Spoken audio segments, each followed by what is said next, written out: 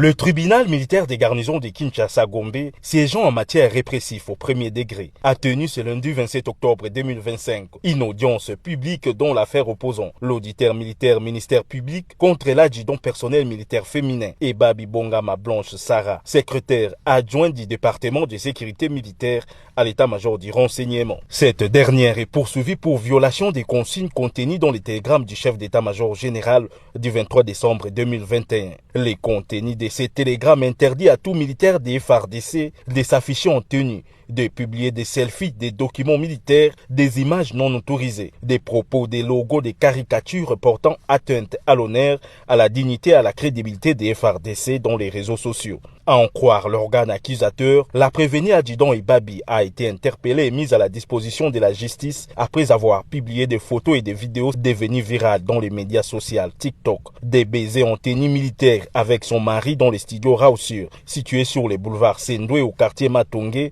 dans la commune de Kalamou, en perspective de leur mariage religieux prévu ce 31 octobre 2025. Comportement indigne d'un sous-officier. Le télégramme me dit quoi? Vous devez devoir traiter tel individu comme haute trahison.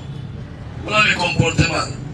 Et transférer auteur devant juridiction militaire. Et autres photos, vidéos où on fait des bisous, on s'expose en tenue militaire. Ça frise l'outrage à l'armée.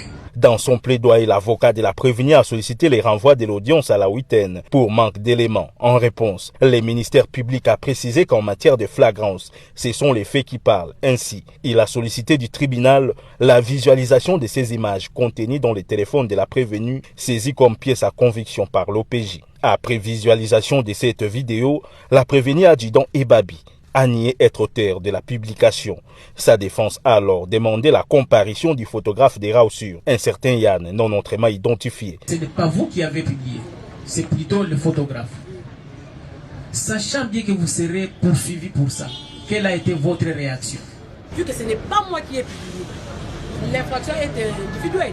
C'est pas moi qui ai publié la vidéo. Pour éclairer le tribunal, le président du tribunal, le major Safari Christian, a suspendu l'audience pour permettre aux photographes du studio Rausir de comparaître ce mardi 28 octobre à 9h devant le tribunal. Ces procès organisés en flagrance doivent servir de pédagogie aux militaires responsables des abus dans les réseaux sociaux, plus particulièrement les militaires femmes appelés personnel militaire féminin.